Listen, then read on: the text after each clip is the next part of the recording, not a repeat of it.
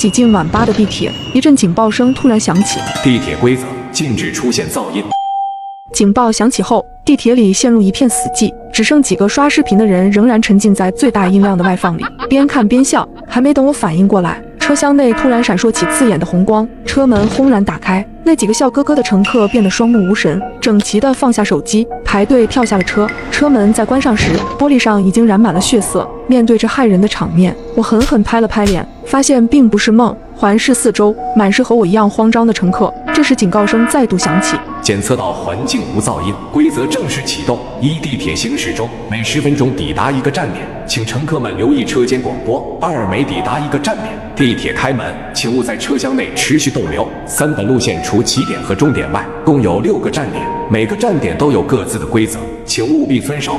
完成站点规则后，乘客方可安全回归车厢，前往下一站。严禁提前回归，否则后果自负。无驶过6站之后，地铁抵达终点，唯有终点代表安全生还。注意，前方到站恶鬼桥。广播结束后，地铁停下，车门打开，一束泛绿的幽光照进车厢。虽然仍处在蒙圈的状态，但我还是赶紧跟着人群冲下了车。下车之后，映入眼帘的是一座古朴的石板桥，桥下有一潭死水，无数煞白的手臂漂浮在水面，密密麻麻，不停挣扎。桥上则端坐着一位身着黑色旗袍的女荷官，她的嘴角挤出一丝微笑，指了指桌案，那里有一颗红枣模样的骰子。欢迎大家来到恶鬼桥，骰子有大小，猜中者生，猜错者或是不想猜的人，就请留在这里陪着我了。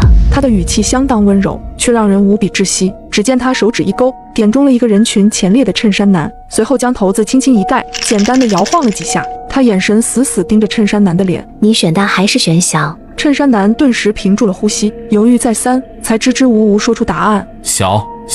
盖子揭开，骰子上的点数是5。恭喜你，留下来陪我吧。衬衫男的双眼顿时失去了神采，和之前跳下地铁的乘客如出一辙，仿佛提线木偶一样向池边走去，皮肉瞬间被腐蚀得干干净净。一阵惨叫声扎进众人的耳朵，眨眼的功夫，水面上又多了条漂浮的手臂。荷官却如同没看到这惨烈的一幕，反而笑得更加开心。下一位，骰子摇晃，是大还是小？大吧。答案揭晓，骰子正上方的点数是3，池水上方又是一阵撕心裂肺的哀嚎。光是皮肉腐蚀的画面，就看得我心惊肉跳，不敢直视。而桥上的荷官仍在不停点人，摇晃着骰子，宣判着众人的生死。因为下车时跑得比较慢，所以我处在人群偏后方的位置。前面一共有32人参与，仅有11人猜中了大小。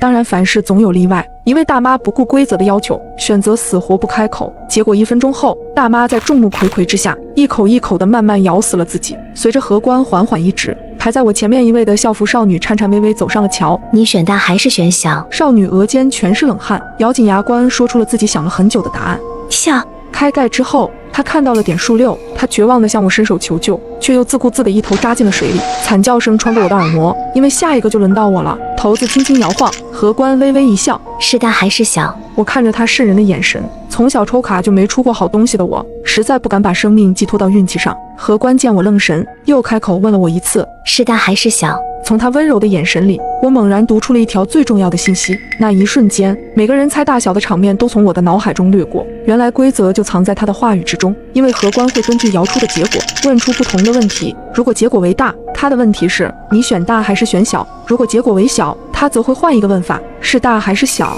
所有人都处于惊惧之中，竟没发现他这2套不停切换的固定话术。想清一切关节之后，我坚定地开口：小。结果停留在2，我长舒一口气，从死亡的气息里走了出来。我刚想转头把判断方法告诉剩下的乘客，却瞥见荷官对我微妙一笑，他伸出食指停在嘴唇上方，比出了晋升的手势。第1站结束，只有不到20人活着回到了车厢里。地铁重新启动，听着车轮不断摩擦铁轨的声音，我不禁想，第1站就死了这么多人，后面的5站该怎么过？正当我心绪不宁的时候，旁边的女生轻轻拍了拍我的肩膀：你好，我叫青青。你好，你找我有什么事吗？接下来的站点，我想找你合作。如果我没猜错的话，在恶鬼桥，你其实已经看穿了真正的玩法，对吧？我不禁皱紧眉头。你怎么知道？青青没有正面回答，而是学着荷官的样子，把食指放到嘴唇上。因为我看见他也对你比了这个手势。我深吸一口气。没错，我发现了规律，那就是在大小不同时，他各有一套询问的话术。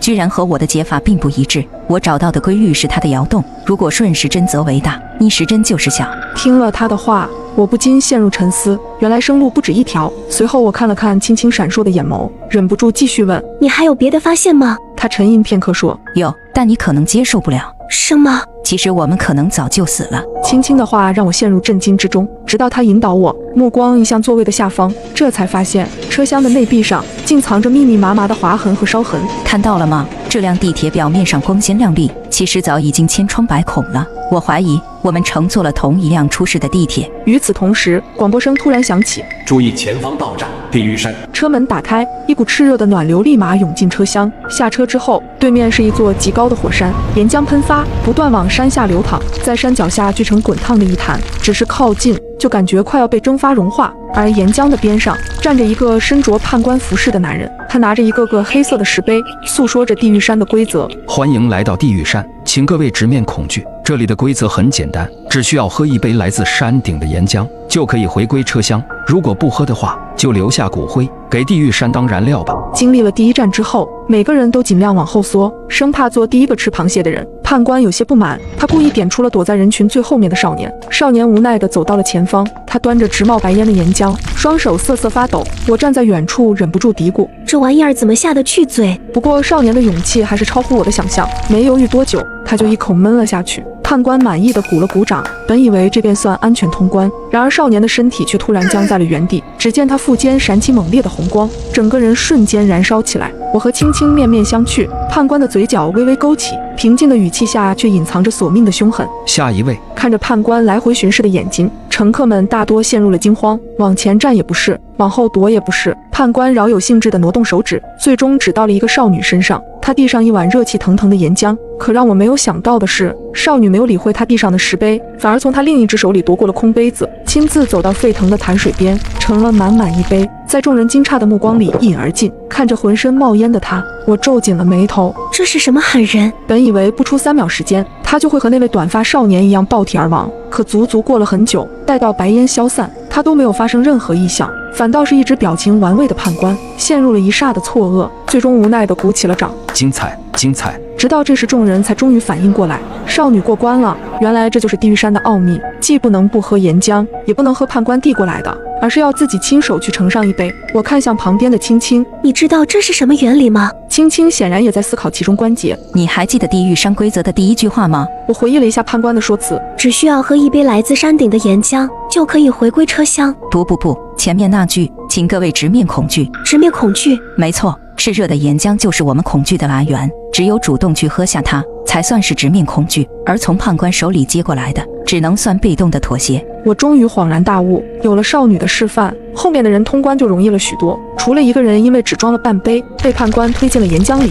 其他人全都顺利生还。这次我特意数了数，地铁内还剩下16人，经历了2站的惊心动魄，不少人都身心俱疲，一回来就靠着玻璃缓解压力。只有青青依然活跃，她找到了刚刚那个通关的女孩，3下5除2，顺利将她拉入了我们的团队。这时我也终于知道了少女的名字，小美。注意前方到站蛟龙台。车门打开，一股刺鼻的腥味扑面而来，一条巨蟒般的庞然大物，头顶长着修长的鹿角，身躯足有40-50米长，紧闭双眼蜿蜒在地，既像蛇，又像是神话传说中的龙。而他的身旁站着一个绿裙的女人。欢迎来到第3站蛟龙台。如你们所见，我养了一条蛟龙，它平日里最喜欢的零嘴就是活人。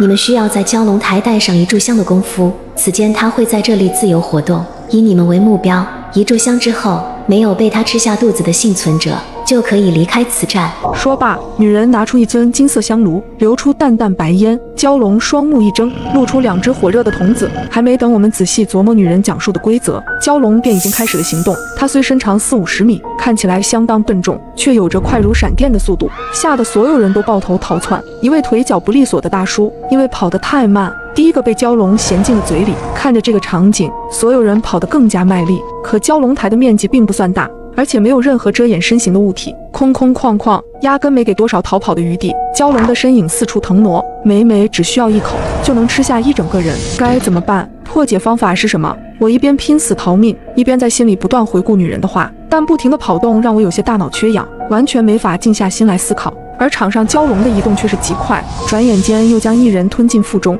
，3两下消化个完完全全，打了个兴奋的饱嗝。一炷香才燃了1/3，16个乘客已经只剩下8个，一直跑根本解决不了问题。眼看抠破脑袋，我忍不住瞥了瞥同样亡命奔跑的2位同伴青青和小美，可仔细看去才发现，蛟龙最新瞄准的目标就是青青。眼看蛟龙的位置越来越近，千钧一发之际，青青却突然停下了脚步，站在原地不跑了。不仅不跑了，连任何动作都不再有，如同一根木头，看得我一脸疑惑。可接下来的景象让全场人都呆住了。青青一动不动之后，蛟龙也随之停下了移动，好像丢失了目标一样，左顾右盼，重新寻找起了目标。青青活下来了，原来如此。这一战的谜底竟然如此简单，只需要当做木头人的游戏就能安然通过。有了青青的例子，所有人都反应了过来，立马有样学样，停下了所有动作。本来残暴无比的蛟龙瞬间失去了所有目标，左右四顾，脑袋上仿佛挂上了一个问号。剩下的时间里，他只能一直在蛟龙台的边缘打转，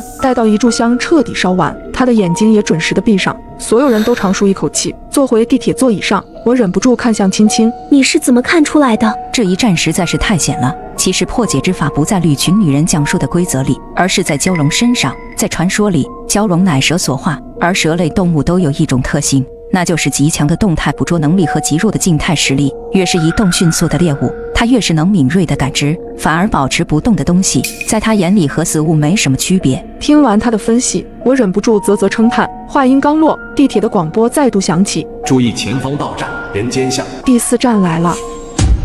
一个无差别杀人的疯子进了宿舍楼，千万不要开门。晚上11点，导员突然在微信群里艾特全员，所有人立刻回寝室，锁好宿舍门。楼道电路起火，工作人员正在检修。我不明白检修电路为什么要锁门，而且宿舍明明有电。2分钟后，住同宿舍楼的闺蜜私信我，有一个无差别杀人的疯子进了宿舍楼，千万不要开门。我以为闺蜜在开玩笑，上铺的萍姐紧接着说道：“快去锁门！我男朋友说有一个杀人犯进了宿舍楼。”我慌了，萍姐是宿舍老大，她男朋友比我们小1届，萍姐从不开玩笑，真的有杀人犯。我连忙跑到门前，正准备上锁，停顿了一下。可是苏月还没回来，是不是等他回来再锁门？我们宿舍一共4个人，老大萍姐，老二回家了，老3是我，老4苏月刚去楼道取衣服了。我还在犹豫，萍姐当机立断：“先锁门，等苏月回来我们再开。”同时，萍姐在宿舍群里艾特了苏月：“苏月你在哪？衣服别取了，快回来，外面危险。”苏月：“没事，衣服取好了。”我在楼道拐角看到有2个男的，身上背着袋子，拿着扳手，应该是导员说的维修工吧。杀人犯的消息我也听说了，我有点害怕，还好他们没看到我。我准备绕路从另一边的楼梯回来。等一下，我好像看到他们的脸了。他们……苏月消息打了一半戛然而止，紧接着我们听到了急促的脚步声，声音来源就是苏月所在的楼道拐角。苏月被发现了，我和萍姐互相看了一眼，2个人眼中都映出对方惊恐的样子。如果是维修工，没有理由去追苏月。我和萍姐都没在微信群里再说话，萍姐比我先冷静下来。我先私聊导员问问情况，导员没在群里说真相，应该是怕大家恐慌。煎熬地等了2分钟，萍姐说道：“导员让我们别担心，杀人犯的事情是谣言，真的是在维修电路。”我对这个答案半信半疑。紧接着宿舍群弹出了新消息：“苏月，吓我一跳，刚才真的是维修师傅，他们追我是怕我走到有危险的区域，等我这就回来。”看到苏月的回复，我终于长舒了一口气。很快楼道里传来了脚步声，让我心安的是，这一次的脚步声并不急促，咚咚咚，敲门的声音传来。因为刚才的惊吓，开门前我还是先看了一眼门禁，是苏月没错。正在我要开门的时候，一声惨叫突然传来，声音很大，应该是1、2楼传来的。我们宿舍在6楼也听得清楚。班级群的消息一下炸了，什么情况？不是电路维修吗？刚刚惨叫怎么回事？听说宿舍楼进了杀人犯，真的假的？声音应该是从1、2楼传来了。有没有附近的同学说说什么情况？我就在1层，可我不知道发生了什么，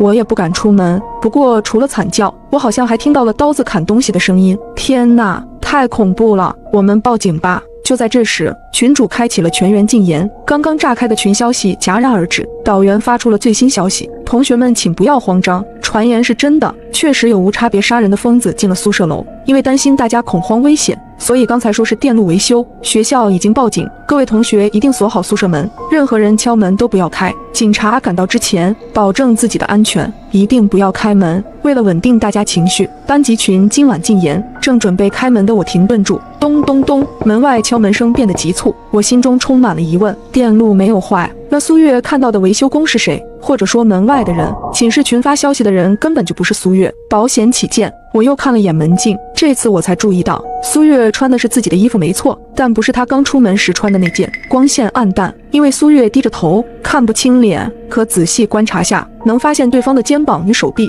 是比苏月粗大的。再向下看，我发现对方似乎为了模仿苏月的身高，腿在弯曲着。这个人不是苏月。就在这时，对方抬起了头，只见对方戴着口罩，站直了身体，有1.8米，直直盯着门禁，向我竖了一根中指，转身离开了。我现在脑子乱得不行，把我看到的情况和萍姐说了。萍姐深吸口气，冷静分析起来。我们没听到苏月的惨叫声，她应该是没有遇害。从对方穿着苏月的衣服和在群里发消息来看，苏月应该是背叛我们，和杀人犯一伙了。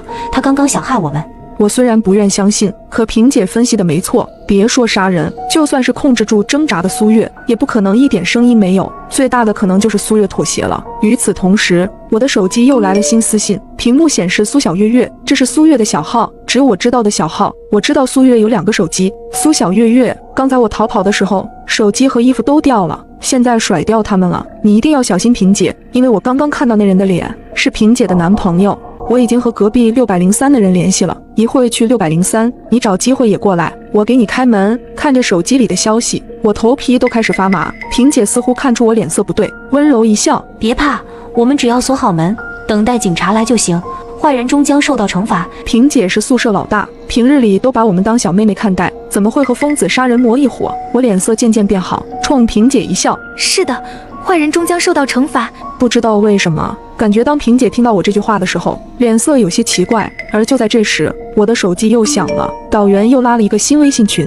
几乎全楼的人都在，少了几个人，应该是漏了吧。刚拉完人，导员就在群里艾特全员，我被他们控制住了。之前消息也是他们发的，之前用我身份发消息的目的就是告诉大家学校报警了，其实根本就没有人报警，我说话会被发现，同学们快报警。另外，本楼不在群里的人都有问题，千万小心。消息发完的几秒，群里异常安静，群里没有禁言，也没人说话，似乎都在消化这些信息。导员被那群疯子控制住了，貌似发了刚刚的消息。从那群疯子进宿舍楼到现在，根本就没人报警。这个宿舍楼里有人和那群杀人的疯子暗中勾结，我则第一时间点开群成员查看更多，搜了萍姐的微信名，发现群里竟然没有萍姐，我整个人愣在当场。结合导员和苏月的消息，我确定萍姐有问题。现在思考起来，之前门禁里看到的男人虽然戴了口罩，可身高、发型、气质、眼神都和萍姐的男朋友陈哲太像了。我拼命控制自己的表情，不让萍姐发现变化，可是我控制不住。就在这时，灯灭了，全楼的灯都灭了，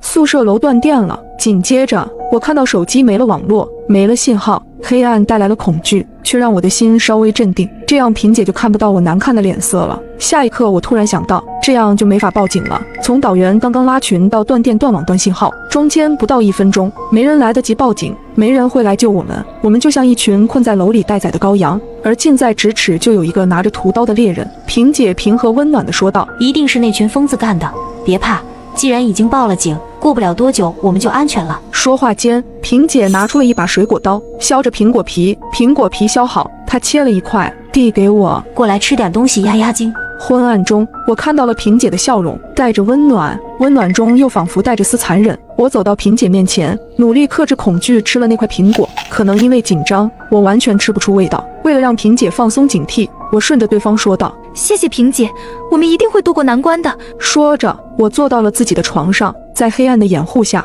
小幅度地摸索着能对抗萍姐的东西。萍姐突然笑道：断电之前，你看着手机发呆了好一会，是不是有什么别的消息？手机给我看看，我帮你分析一下。我心中突然一顿，导员的消息、苏月的消息，我都还没来得及删，萍姐的手已经伸了过来，我没有理由不给萍姐看，如果不给，就会被对方发现我知晓了一切。控制住手的颤抖，我拿着手机的手伸了过去，准备趁着对方接手机的时候跑出宿舍。就在萍姐即将触碰到手机的时候，一个女生的惨叫突然传来，声音中带着惊恐和绝望。而这一次，惨叫的声音无比清晰，就在我们楼上。我和萍姐的身子都顿了一下，我顺势收回手机，抱住了萍姐。萍姐，我害怕。我的身躯微微颤抖着，我所有的害怕完全可以甩锅给楼上的受害者。对我的行为，萍姐似乎也放下了戒备，没有再提看手机的要求。萍姐拍着我的后背，别怕，有我在，就算是有坏人来了，我也会冲上去保护你。她的话很温柔，从始至终都没有一点问题，甚至如果没有导员的消息，我根本不会怀疑萍姐。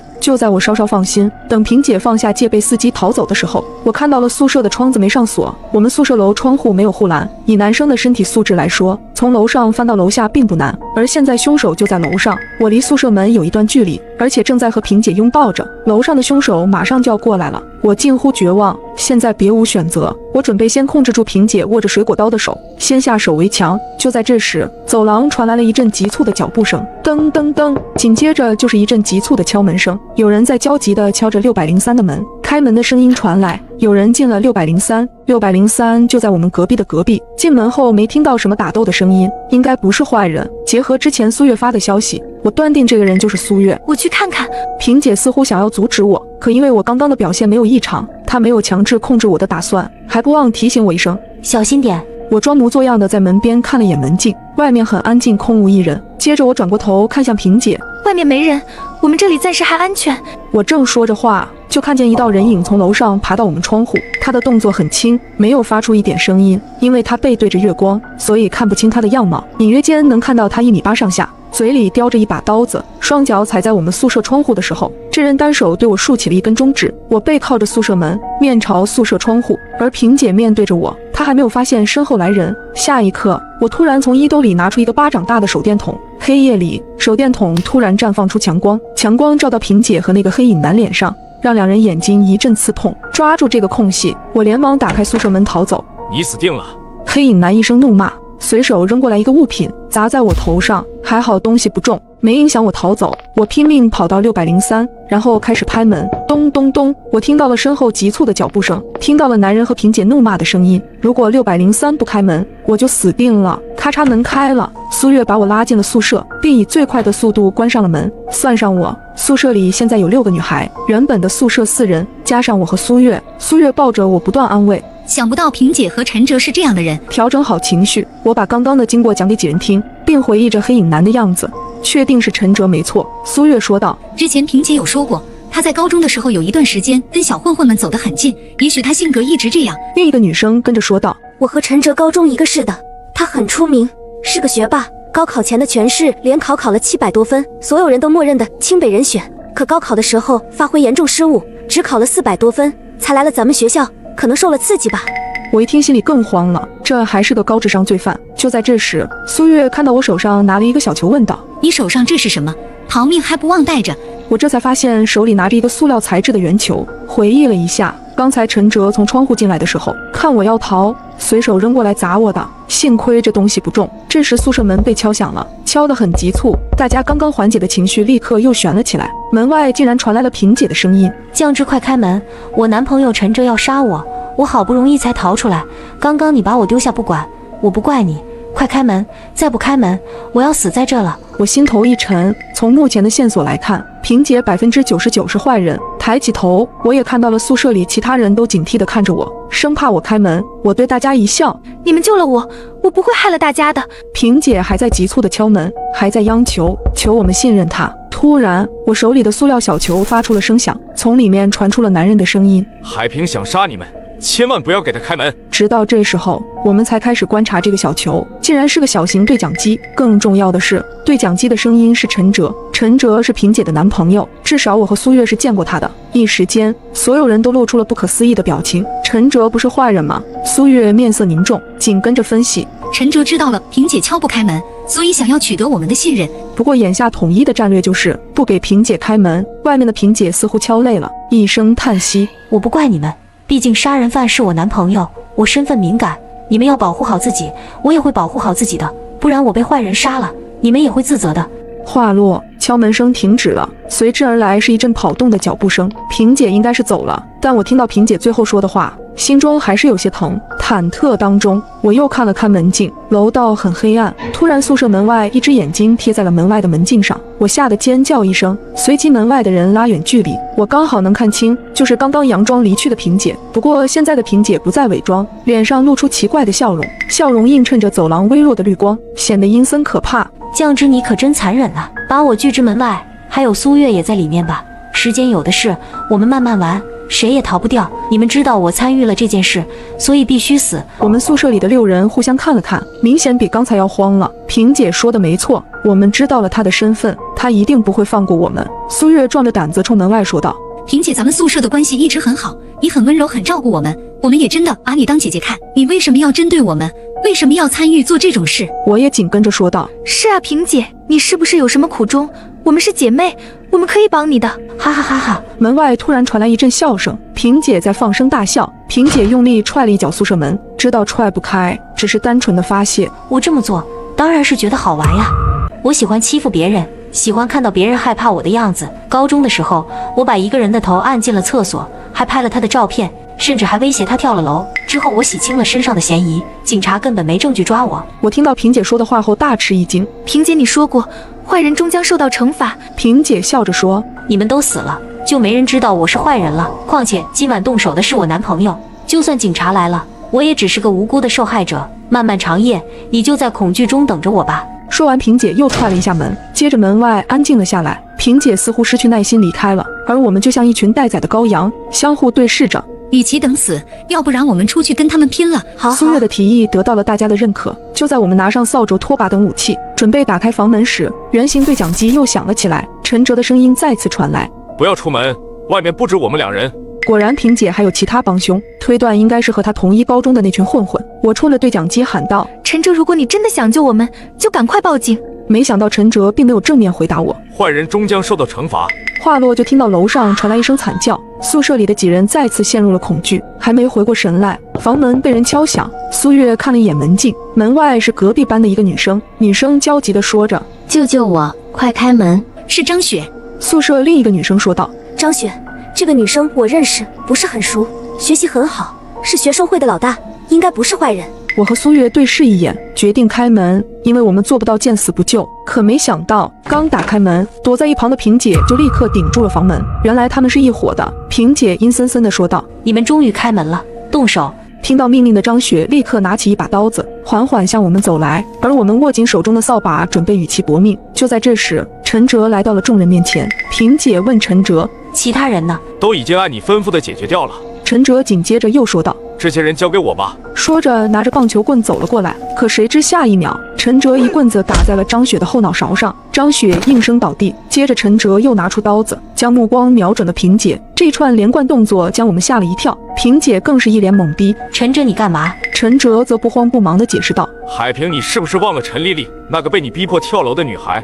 她是我的妹妹。萍姐一听，这才反应过来，原来这一切都是你策划好的，想方设法接近我，就是为了给你的妹妹报仇是吗？陈哲微微一笑：海平，坏人终将受到惩罚。说着便一刀刺入了萍姐的身体。而此时楼外也响起了警报声，随后陈哲意味深长地看向我们几人，仿佛在说：对不起，让我们受惊了。陈哲没有逃跑的打算，而是像我们一样等待着警察的到来，哪怕他知道自己将会面临永久的牢狱生活。事后我和苏月也从警察的口中得知，被绑架的辅导员等其他同学都只是受到了惊吓，并没有受到身体上的伤害，受害的都是当年霸凌陈哲妹妹的混混，这其中也包括我们宿舍的老二陈梦。他其实根本没有回老家，而是第一个被陈哲设计好除掉了。